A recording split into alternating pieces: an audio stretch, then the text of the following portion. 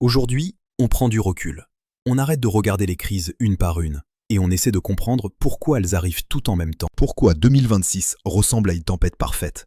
Et surtout, ce que ça signifie pour nous, pour l'Europe, pour notre quotidien. Iran, Ukraine, Soudan, Venezuela, Moyen-Orient, Pakistan, Gaza, Taïwan.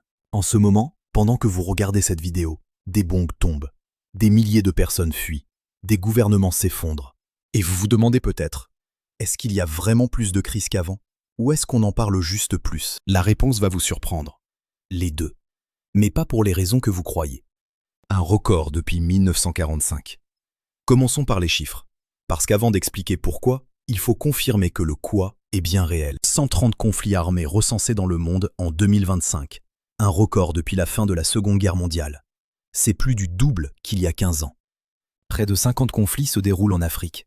Plus de 20 durent depuis plus de 20 ans. Le risque politique mondial a atteint 41,1% selon l'indice COFAS, un point de bascule historique. Une caractéristique troublante de notre époque. Les guerres ne se terminent plus vraiment. Les accords de paix globaux, qui avaient permis de mettre fin à de nombreux conflits dans les années 1990 et 2000, sont devenus l'exception. Aujourd'hui, les guerres s'arrêtent temporairement, avec des cessez-le-feu fragiles, mais sans résolution durable. Résultat, les conflits s'accumulent.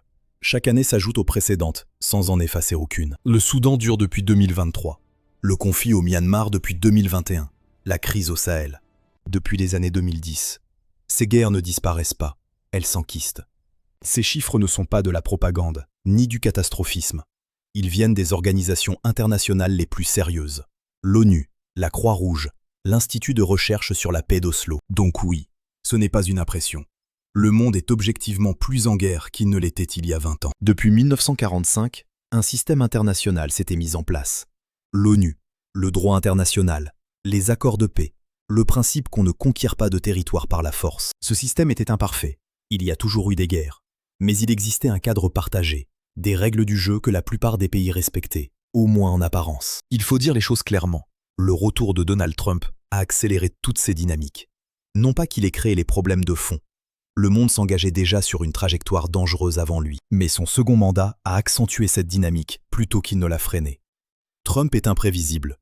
Ses alliés ne savent plus sur quoi compter. Ses adversaires prennent des risques qu'ils n'auraient pas pris avec un autre président, et son administration a montré qu'elle était prête à violer le droit international. Venezuela, menace sur le Groenland, frappe en Iran. Ce qui brouille tous les repères. Les pays qui attendaient une occasion, ils voient maintenant une fenêtre. Et ils agissent. Aujourd'hui, ce cadre se fissure. Quand les États-Unis capturent Maduro au Venezuela, en violation du droit international, quand la Russie annexe des territoires ukrainiens, quand Trump menace de s'emparer du Groenland ou du Panama, le message envoyé au reste du monde est clair. Les règles ne s'appliquent plus vraiment. Et quand les règles disparaissent, chacun fait ce qu'il veut. Les dirigeants qui attendaient une occasion pour régler leurs comptes, conquérir des territoires, éliminer des rivaux, ils voient le feu vert. Pendant des décennies, l'idée dominante était que le monde devenait plus interdépendant, plus coopératif. Le commerce international, les organisations multilatérales, la diplomatie, tout cela devait rendre la guerre trop coûteuse pour que les grandes puissances y aient recours. C'était l'illusion de la mondialisation heureuse. Aujourd'hui, cette vision s'est fracassée. On est revenu à une logique de sphère d'influence. Les États-Unis veulent dominer l'Amérique et le Pacifique, la Chine veut dominer l'Asie. La Russie veut reconstruire son empire en Europe de l'Est. Et quand plusieurs empires veulent s'étendre en même temps, sur une planète finie, les frictions sont inévitables. Les petits pays deviennent des pions dans un jeu de grande puissance, un phénomène souvent sous-estimé. Dans de nombreux pays, les jeunes générations, épuisées par les crises économiques et sociales, commencent à se mobiliser. Au Maroc, le collectif Gen Z 212 descend dans la rue contre la dégradation des services publics. En Indonésie, aux Philippines, au Népal, la jeunesse conteste des gouvernements perçus comme corrompus et dépassés. Ces contestations ne créent pas de guerre directement, mais elles déstabilisent des gouvernements, créent des vacuums de pouvoir et rendent les régimes plus tentés de chercher des ennemis extérieurs pour unifier leur population. État. Les crises climatiques ne déclenchent pas directement des guerres, mais elles les alimentent. Sécheresse, qui provoque des famines, migration massive, qui crée des tensions, catastrophes naturelles, qui déstabilisent des États déjà fragiles. En 2026, les risques climatiques s'ajoutent à la liste des facteurs de déstabilisation en Afrique, en Asie du Sud, en Amérique centrale. L'Europe n'est pas à l'abri. Bien au contraire, la France traverse une crise politique profonde. Macron affaibli, pays difficilement gouvernable, crédibilité européenne en berne.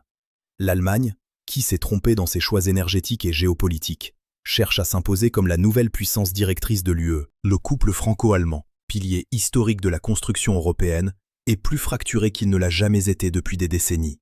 Ces crises ne sont pas lointaines. Elles se traduisent directement ici. Prix de l'énergie. La fermeture du détroit d'Ormuz, après les frappes en Iran, a fait flamber le prix du pétrole et du gaz, ce que vous payez à la pompe ou pour vous chauffer. Inflation.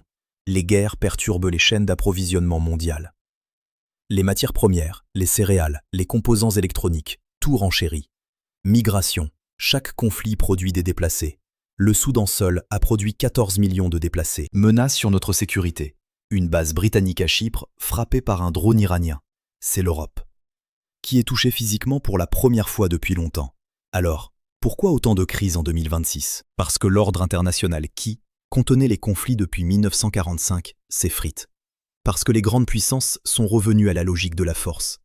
Parce que les guerres ne se terminent plus vraiment, elles s'accumulent. Et parce qu'un président américain imprévisible a retiré les derniers garde-fous. Ce n'est pas inéluctable. L'histoire montre que des périodes de chaos peuvent être suivies de nouvelles architectures de paix. Mais pour cela, il faut d'abord comprendre ce qui se passe. C'est pour ça que cette chaîne existe. Si cette vidéo vous a appris quelque chose, abonnez-vous. Les prochaines semaines vont être décisives sur plusieurs fronts. Activez la cloche pour ne rien manquer. Et dites-moi en commentaire, quel conflit vous inquiète le plus en ce moment ? Je lirai tous vos messages. À très vite.